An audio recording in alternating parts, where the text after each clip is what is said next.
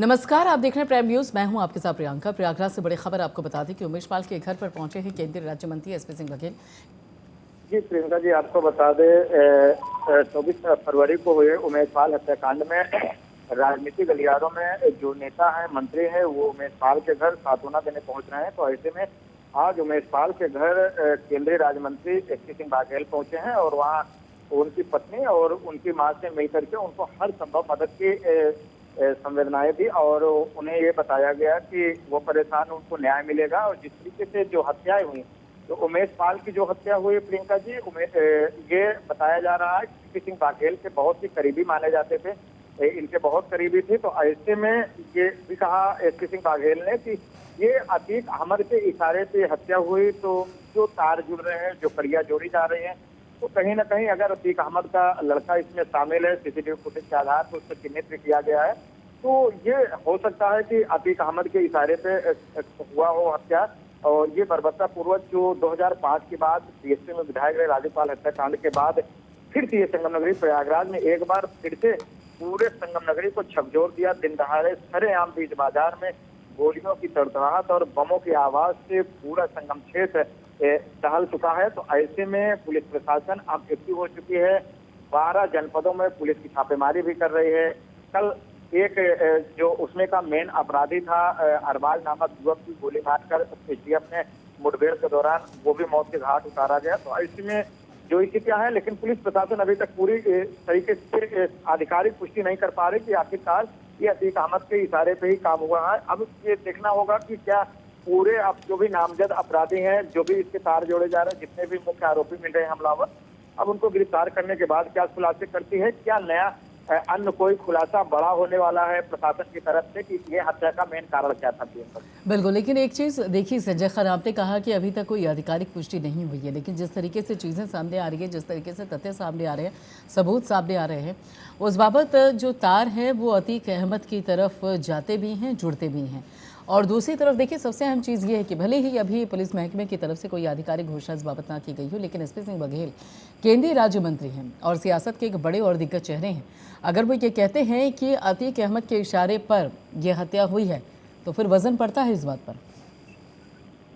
जी बिल्कुल, अगर जो भी तार जोड़े जा रहे हैं, जो कड़ियां जोड़ रही हैं, तो कहीं ना कहीं ये जरूर साबित हो रहा है क्योंकि एक जो बड़े नेता कहे जाने वाले एसपी सिंह बघेल हैं, तो उनका भी यही कहना है कि अतीक अहमद के साथ तार जोड़े गए हैं और उन्हीं के इशारे पे काम हुआ है। तो कहीं ना कहीं ये जरूर हो सकता है आधिकारिक पुष्टि भले ना, लेकिन इशारे उधर ही जा रहे हैं। क्योंकि सबसे बड़ी बात प्रियंका जी यहाँ पे ये माने रखता है कि उनका जब बेटा ही इस हत्या में शामिल है और जो पुष्टि भी हो चुकी है, तो ये कहीं ना कहीं ये सही है, लेकिन आधिकारिक पुष्टि अभी नहीं कर रहे हैं। हो सकता है कोई बड़े खुलासे के इंतजार कर रही है पुलिस प्रशासन क्या, या हो सकता है अभी तक भी ये अनुमान लगाया जा रहा है। पुलिस लगातार दबिश पे दबिश दी जा रही है, टीमें लगाई गई, लेकिन अभी तक 4 दिन बीत चुके हैं, मुख्य आरोपी तक पुलिस नहीं पहुंच पाई है। ये भी सवाल खड़ा होता है कि पुलिस प्रशासन किस तरीके से काम कर रही है, क्योंकि बीजेपी के मंत्री रहे सिद्धार्थनाथ सिंह पहुंचे और मीडिया से बात करते हुए उन्होंने कहा, जब पुलिस पे सवाल उठाया गया, मीडिया ने पूछा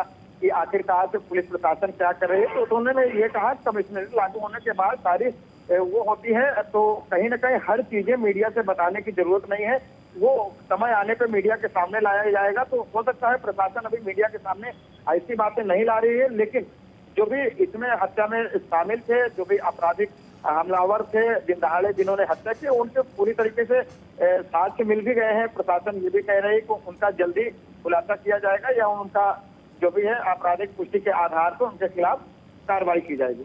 बिल्कुल, और यहाँ जो अगर संजय खान देखा जाए, जो 2 ऑफिसर्स हैं, जो यहाँ पर पुलिस महकमे के 2 अधिकारी हैं, चाहे आप यहाँ पर एडीजे एसटीएफ की बात कर लीजिए अमिताभ यश, और उसके साथ ही यहाँ पे प्रशांत कुमार, दोनों ही मझे हुए हैं अपनी इस फील्ड में। और उसके अलावा जिस तरीके से वो जुटे हुए हैं, तो उम्मीद यही है कि जल्द से जल्द खुलासा भी हो जाएगा। लेकिन खुलासा तक पहुँचने का जो रास्ता है, उसमें मोड़ बहुत हैं। देखिए, एक तरफ तो यहाँ पर अतीक अहमद का जो बेटा है असद, वो सीसीटीवी में सामने आता है। उसके बाद ये कहा जाता है कि मुख्तार अंसारी के जो भाई हैं उनकी भी मुलाकात होती है। फिर यहाँ पे अतीक अहमद एंगल फिर से सामने आ जाता है। मतलब मोड़ कई देखने को मिल रहे हैं। मंजिल तक पहुँचना इतना आसान नहीं लग रहा है इस रास्ते में। जी बिल्कुल प्रियंका जी, जिस तरीके से ये बर्बरता पूर्वक हत्या हुई। तो इसमें पुलिस जो दावे कर रही है, यहाँ पे जब तार तार जोड़े जा रहे हैं, कड़ियां जोड़ी जा रही है, हर एंगल से एक दिन नया खुलासा प्रतिदिन देखने को मिल रहा है। चाहे वो मुख्तार अंसारी की बात किया जाए, या अतीक अहमद की बात किया जाए, या अशरफ से बात किया जाए, या उनके बेटे जो उमर है जो जेल में, उनसे बात किया जाए, क्योंकि जो ये हत्या हुई, ये तार जोड़े रह जा रहे कि वो मुलाकात जो खंगाले गए खाता, उससे ये मालूम चला कि मुख्तार अंसारी से मुलाकात हो रही थी। हो सकता है शासन इशारा वहां कर रहा है, लेकिन पलट तो फिर अतीक अहमद पे आता है कि उनका लड़का जब शामिल है तो इसमें कुछ ना कुछ जरूर हो सकता है कि अतीक अहमद का लड़का भी इसमें शामिल है। तो ऐसे में जो उनका बेटा असद शामिल है और उनके जो करीबी हैं, तो ये भी देखा जा रहा है कि जो इनके सक्रिय सदस्य थे, उनके करीबी थे, तो इस हमलावर में थे, हमला किए।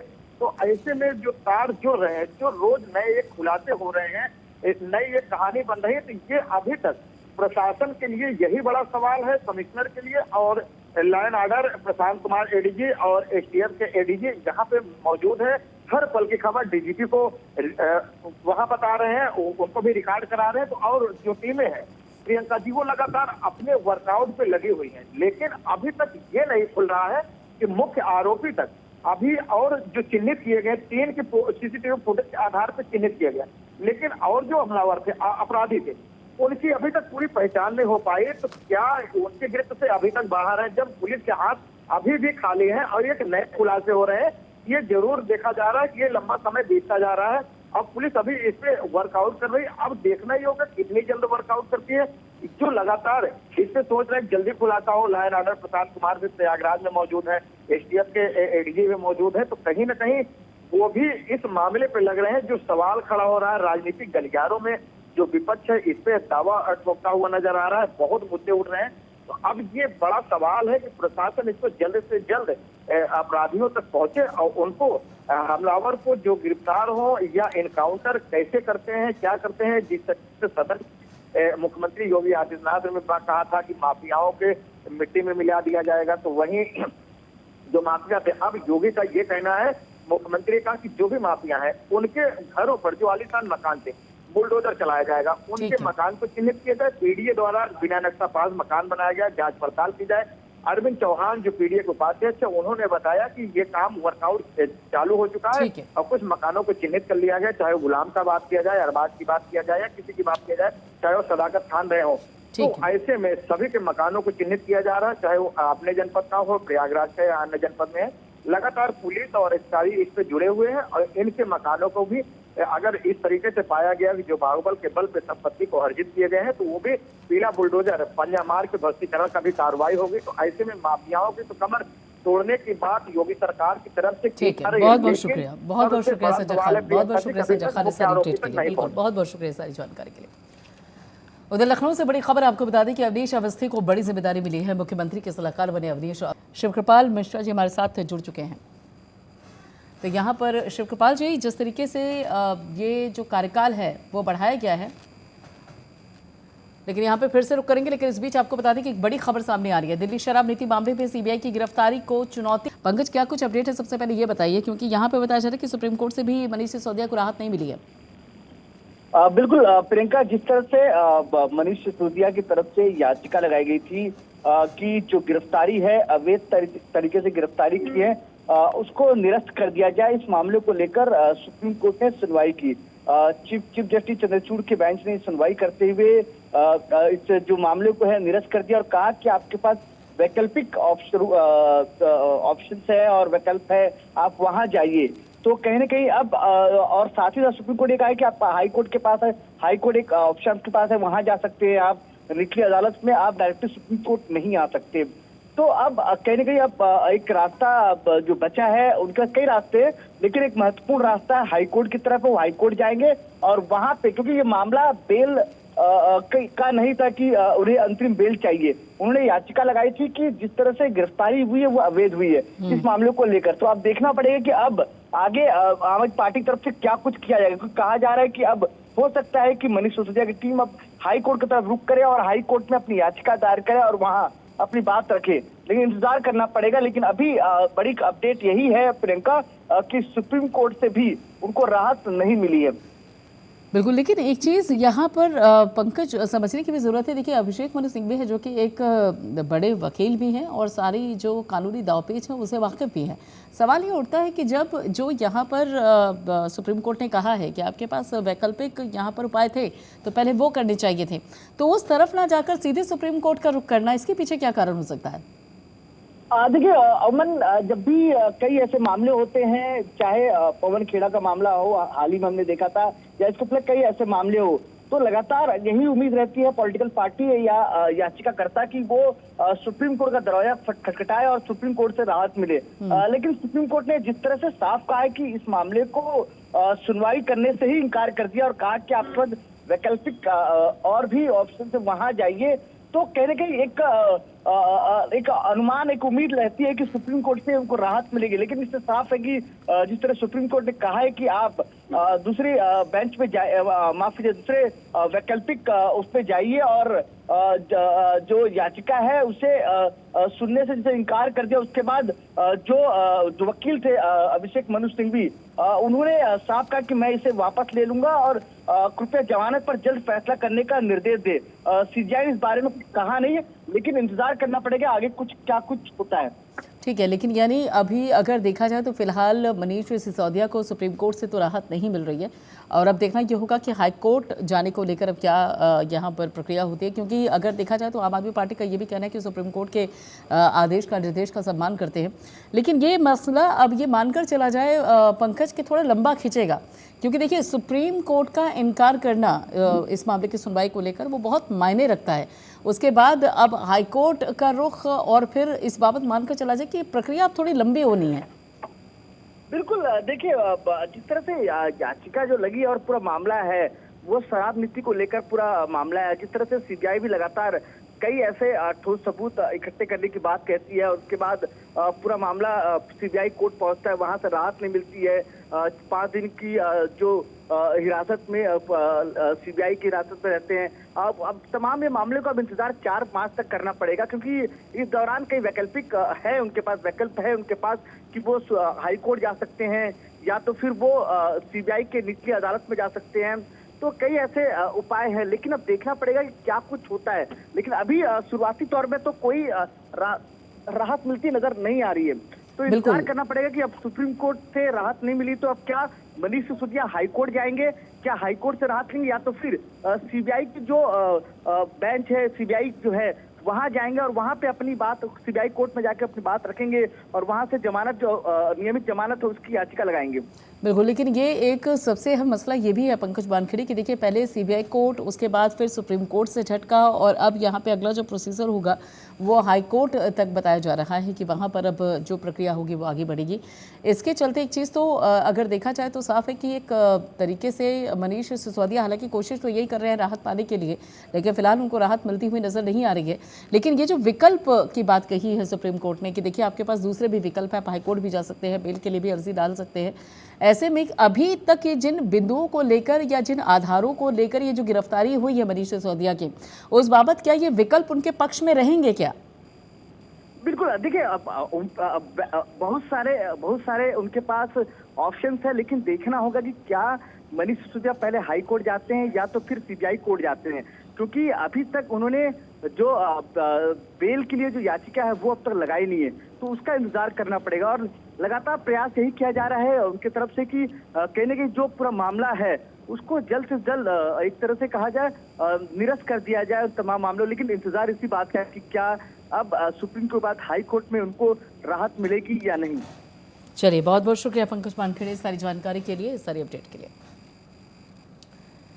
यूपी के बिजनौर जनपद के धामपुर में भारतीय किसान यूनियन भानु उत्तर प्रदेश ने उत्तर प्रदेश सरकार द्वारा निजी ट्यूबवेल के बिल माफ करने पर मोटरसाइकिल रैली निकाली और इस दौरान धामपुर में किसानों ने बड़ी संख्या में आभार रैली में शामिल हुए किसान और किसानों ने बताया कि सरकार ने उनकी मांग को पूरा किया है। भारतीय किसान यूनियन भानु के बैनर तले क्षेत्र के किसान एसडीएम कार्यालय एकत्रित हुए, जहां से किसानों ने मोटरसाइकिल रैली प्रारंभ की और बिजनौर की ये तस्वीरें हैं आपकी टेलीविजन स्क्रीन पर। किसानों ने मोटरसाइकिल रैली, ट्यूबवेल बिल माफी को लेकर ये रैली निकाली है। भारी संख्या में जो किसान हैं इस रैली में शामिल हुए हैं।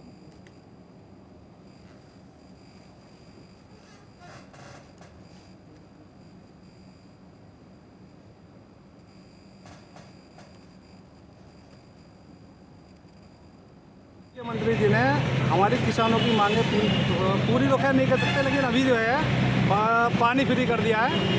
जो 5 साल तक नलकूपों पे कोई भी जो नलकूप है यानी उस पर कोई बिजली का चार्ज नहीं लगेगा, फ्री पानी व्यवस्था करेगी। और अब इसी उसमें जो है किसान अपना यहाँ से तहसील से शुरू करा है हम लोगों ने, और तहसील से शुरू करके और इधर नगीना चौक RCM कराया और सीला टाके जो थे बाकी तहसील पर। उधर कानपुर के चकेरी थाना क्षेत्र में पथराव के मामले में थानाध्यक्ष अंजल सिंह को लाइन हाजिर किया गया है। साथ ही उप निरीक्षक और साथ ही कांस्टेबल को भी निलंबित किया गया है। एसओ अंजल सिंह को मैनेजमेंट ठीक तरह से ना संभाल पाने के चलते कार्रवाई की गई है और ड्यूटी पर तैनात उप निरीक्षक रोहित कुमार चौधरी और कांस्टेबल अमरीश पर भी स्थिति को ना संभाल पाने की वजह से निलंबित किया गया है। वहीं पर GAPP आनंद प्रकाश तिवारी ने बताया कि इस प्रकरण में जो भी दोषी होगा उस पर कड़ी से कड़ी कार्रवाई की जाएगी। थाने के मुख्य द्वार पर और थाने के मुख्य द्वार के भीतर लॉलेसनेस क्रिएट करना, आपस में मारपीट करना, पत्थर चलाना, यह कानपुर पुलिस कतई स्वीकार नहीं कर सकती। उस समय थाने के भीतर उपस्थित उप निरीक्षक और हेड कांस्टेबल जिनको उन परिस्थितियों को बखूबी संभालना था, नहीं संभालने के कारण उन्हें निलंबित कर दिया गया है। पुअर मैनेजमेंट के लिए और पुअर लीडरशिप दिए जाने की वजह से थाना प्रभारी को भी उनके पद से हटा दिया गया है। इस पूरे प्रकरण में कुछ लोगों के ऊपर 151 की भी कार्रवाई की गई है और मुकदमा 7 CLA सहित गंभीर धाराओं में दर्ज करके कार्रवाई भी की जा रही है, गिरफ्तारियां की जा रही हैं और विधि के अनुरूप कार्रवाई की जाए और इस तरह का कोई रिकरेंस भविष्य में किसी के द्वारा ना हो, उसके लिए सभी कार्य किए जा रहे हैं। दिल्ली के शिक्षा मंत्री मनीष सिसोदिया की गिरफ्तारी के विरोध में पूरे देश में जगह जगह आप कार्यकर्ता प्रदर्शन करते हुए नजर आ रहे हैं। वहीं आज यूपी के संभल जिले के में आप कार्यकर्ताओं ने डीएम ऑफिस पहुंचकर बीजेपी सरकार के विरोध में जोरदार प्रदर्शन की, नारेबाजी की और डीएम के माध्यम से राष्ट्रपति को ज्ञापन सौंपते हुए कहा कि भारत लोकतांत्रिक देश है, बीजेपी इस तरह की हरकतें करना छोड़ दे, हम लोग इसका लगातार विरोध कर रहे हैं। तो मनीष सिसोदिया की गिरफ्तारी के विरोध में प्रदर्शन करते हुए नजर आए आम आदमी पार्टी के कार्यकर्ता और दर्जनों कार्यकर्ता इस विरोध प्रदर्शन में शामिल हुए। फिलहाल इतना ही, बाकी खबरों के लिए आप जुड़े रहिए प्राइम न्यूज़ के साथ।